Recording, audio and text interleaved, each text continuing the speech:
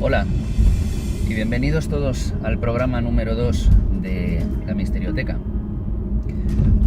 Os preguntaréis qué hago en el coche conduciendo y grabando. Y es que tengo ganas de compartir con vosotros, tengo la necesidad de explicaros el porqué de este canal que con tanta ilusión estamos haciendo. Y me gustaría explicároslo sin cámaras, sin luces, sin un previo guión para seguir. Y es muy fácil. El motivo es que hace muchos años tuve un supuesto avistamiento ovni y me gustaría explicaros cómo sucedió y que entendáis el porqué desde ese momento. Bueno, pues me interesé por estos temas, tanto el fenómeno ovni que me apasiona como los fenómenos paranormales. Y es, pues, yo he vivido parte de mi vida, he estado fuera de España, he estado viviendo en el extranjero y además durante años. He estado en Grecia viviendo durante 5 años, he estado en Japón viviendo 4 años, estando allí, trabajando allí de jovencito y estudiando. Por temas laborales de mis padres, pues teníamos que viajar. Yo estar en Japón estudiando y desde Japón tenía que venir aquí a examinarme. Teníamos 5 evaluaciones al año. Tenía que venir aquí a examinarme y tenía que volver a Japón. Estoy hablando de hace ya pues unos 24 años aproximadamente. Entonces imaginaos mi vida, ¿no? Entre aviones y yo creo que de ahí me viene un poco la afición de la aviación y por eso soy piloto privado, porque me encanta volar.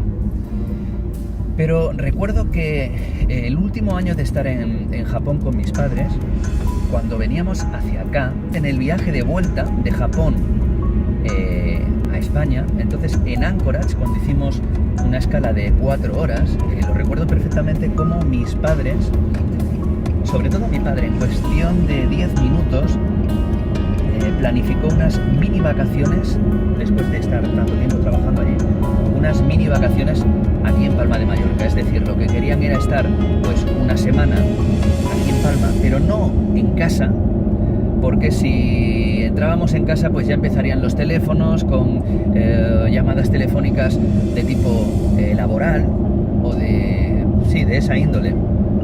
Entonces mi padre decidió con mi madre irnos a un hotel de aquí de la isla, en un pueblo que se llama Sillot. Bueno, pues recuerdo que mis padres y yo estábamos en Sillot, era agosto, si mal no recuerdo era el 18 de agosto, era un 18 de agosto y estábamos por la noche, serían aproximadamente las 10:30 de la noche. Y estábamos mis padres y yo y decidimos pescar. Mi padre era aficionado a la pesca y estábamos, tanto mi padre como yo, con la caña de pescar en mano y estábamos en una especie de pantalán natural de tierra que se adentraba hacia el mar. Pues nosotros estábamos al final y era de noche. Únicamente teníamos la luz reflejada de los bares y restaurantes de la costa de la playa. Bueno, pues estos locales, estos restaurantes, estas discotecas en la costa estaban en pleno rendimiento, pleno funcionamiento y pues se reflejaba la luz de los locales en el mar, pero era muy débil, era una luz muy débil, la justa como para que mi padre y yo pudiéramos pues poner los enseres de pesca, el cebo y una luz muy tenue, pero la justa como para poder pescar. Entonces recuerdo que mi madre no estaba muy por la labor para pescar. Ella, eso de estar horas esperando a ver si pican los peces, no. Decidió ir a buscar pues unos bocadillos y unas bebidas y cenar allí a pie de mar, y para pues de alguna forma para paliar un poquito el calor, el sofocante calor por la noche, que podría estar en torno a los 32 grados. Aquí en Mallorca hace muchísimo calor. Pues recuerdo que estábamos mi padre y yo en silencio, con la mirada fija en el mar, y en ese momento mi madre llegaba con unas bolsas de plástico, de PVC, donde tenía los bocadillos que había comprado y los refrescos. Y me acuerdo perfectamente de escucharla por detrás cómo venía andando al pisar la gravilla, las piedras del suelo de donde estábamos, y recuerdo cómo aminoró el paso. Y sin mirarla a la cara yo sabía por qué estaba aminorando el paso. Estaba reduciendo el paso porque estaba asombrada, estaba alucinando, como mi padre y como yo, de lo que estábamos viendo justo delante de nosotros, a escasos 25 metros en el mar. Se empezó a formar delante de nosotros una especie de banco de niebla, pero diferente a la niebla que podemos ver o que estamos acostumbrados a ver. Era un banco de niebla de unos 30 metros de largo por unos 15 metros de alto, y además muy, muy turbulento, muy vaporoso. Me recordaba un poco a las antiguas locomotoras de los trenes, cuando soltaban esas cantidades de vapor, de humo, muy turbulento. Pues me recordaba un poquito a eso. Bueno, pues ese banco de niebla se formó en aproximadamente 30 segundos, más o menos.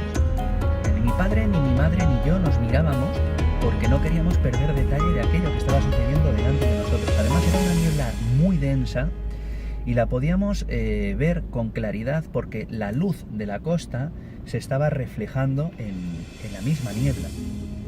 Pero ¿cuál fue nuestra sorpresa cuando a los pocos segundos de esa niebla empezó a formarse, empezó a aparecer, empezó a dibujarse una especie de artefacto, una especie de algo que tenía el aspecto de ser metálico, pero digo que tenía el aspecto de ser metálico porque era la sensación que nos dio. Era un gris plomo. No llegaba a ser negro porque lo diferenciábamos entre la niebla, pero era un gris plomo y daba la sensación de que era metálico. No había luz, no tenía luces, no emitía sonidos, pero sí tenía una forma alargada y redonda. ¿Y por qué sé que era redonda o por qué sabíamos que era redonda? Porque en la parte superior, bueno, este aparato mediría aproximadamente unos 15 metros de ancho, 15, 16, 18, no lo sé decir bien con exactitud, y unos 8 o 10 metros de alto. Y repito que empezó a surgir de la niebla, desde dentro de ese banco de niebla. Bueno, pues sabíamos que era redondo porque empezó a pivotar sobre su propio eje, muy lentamente. ¿Y por qué sabíamos que estaba pivotando, que estaba girando sobre su propio eje? Porque en la parte superior pudimos ver unas especies de cristales, de ventanillas, por llamarlo de alguna forma, como las ventanillas de los aviones de pasajeros, los aviones comerciales, pero sin que existiese ese espacio entre cristal y cristal, sino todos los cristales eran seguidos, todos eran continuos, uno al lado del otro. Y digo cristales porque se reflejaba la luz de la costa en los cristales. Igual era otro tipo de material, otro tipo de aleación, es que no lo sé, pero daba la sensación de que eran cristales. Repito que no emitía ningún sonido, no emitía ninguna luz, y podíamos ver que estaba pivotando porque las luces de la costa se reflejaban. Entonces se podía comprobar cómo iba pivotando y la luz de la costa se iba reflejando en esos cristales. Bueno, pues en cuestión de unos 20 segundos apareció este artefacto ahí delante de nosotros, pivotando. Empezó a girar durante aproximadamente unos, pues no sé, 20, 30, 40 segundos, es que no lo sé. Y tal como empezó a girar, después de esos segundos, empezó a desaparecer, empezó a fundirse entre el banco de niebla. Tal y como había aparecido, empezó a desaparecer. Cada vez menos, cada vez se veía menos, hasta que desapareció por completo dentro del banco de niebla. En ese mismo banco de niebla apareció y en ese mismo banco de niebla desapareció. Una vez desapareció este artilugio, el banco de niebla, quieto, muy turbulento, pero quieto, sin moverse, encima de la superficie del agua, empezó como a desaparecer muy rápido. Y desapareció el banco de niebla. Era como si hubiese o existiese un agujero en el mar y la hubiese absorbido, pero de forma muy rápida, porque todo ese banco de niebla desapareció en 20 segundos. 20, 15, 25 segundos, no lo sé. Pero una vez desapareció el objeto de dentro, desapareció el banco de niebla. Además, con mucha rapidez. Y desapareció. Bueno, mi padre y yo tiramos las cañas de pescar una vez pasó esto, y mi madre, mi padre y yo estábamos hablando eufóricos y intentamos llegar a diferentes conclusiones, ¿no? Podía ser un barco, pero un barco allí, saliendo de la nada, girando, desapareciendo. Mi padre dijo, ¿y si es un submarino? Pero dada la distancia de la playa a donde apareció, no podía ser un submarino, lo descartamos porque habría escasos 3 metros de profundidad o 4. Es imposible que un submarino pueda estar en 3 metros de agua, y más con esas dimensiones. Entonces no supimos lo que era. Esa noche, imaginaos, ya no hubo pesca, lo dejamos todo, estuvimos comentándolo durante horas, y esa noche yo no dormí. No dormí por el entusiasmo, no dormí porque no sabía qué había ocurrido delante de nosotros, no dormí porque quería saber qué había pasado. Al día siguiente, a las 7 de la mañana, me levanté. Esa noche dormí pues escasas 3 horas, supongo. Me levanté muy ilusionado, estaba deseando que se hiciese de día para tomar mis gafas para ponerme las gafas de bucear e ir allí, a la zona donde habíamos visto esto. Hice pues unos cálculos rápidos, viendo nuestra ubicación donde estábamos pescando la noche anterior y donde apareció, y fui a la zona. Me zambullí en el agua buscando algo, buscando una prueba, algo de que aquello había sucedido, de que aquello había sido real. Evidentemente no encontré nada, no había nada, lo único que había era arena en el fondo del mar. Pero desde ese momento, desde ese preciso instante, me hice tantas preguntas y me abordaron tantas dudas que empecé a leer, empecé a buscar casos similares, y entonces fue cuando cuando conocí pues las misteriosas desapariciones del Triángulo de las Bermudas, cuando empecé a leer muchísimos casos del fenómeno ovni. Me interesé muchísimo, que eso es un tema que me gustaría tocar un día, por el tema del caso Roswell. Hubo, me acuerdo, en aquella época un avistamiento ovni bastante importante, bastante relevante, el avistamiento en Voronezh por unos niños en Rusia, por unos niños que dijeron que un ovni, un objeto volante no identificado, había aterrizado delante de ellos en un parque, y del cual parece ser que salieron 2 o 3 humanoides, supuestos humanoides. Entonces empecé a interesarme y empecé a leer bastante, empecé a hacer comparaciones, y de ahí es donde a mí me viene la afición. Luego ya pues empecé también a leer un poquito sobre casos paranormales, psicofonías, parafonías, psicoimágenes.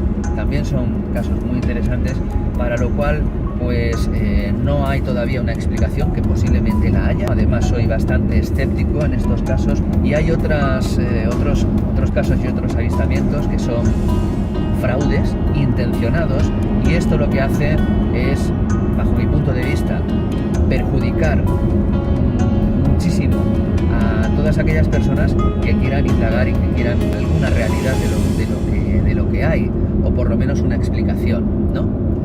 Bueno, pues me apetecía contaros esto, me apetecía que supierais el porqué de este canal, y me gustaría tener la participación vuestra.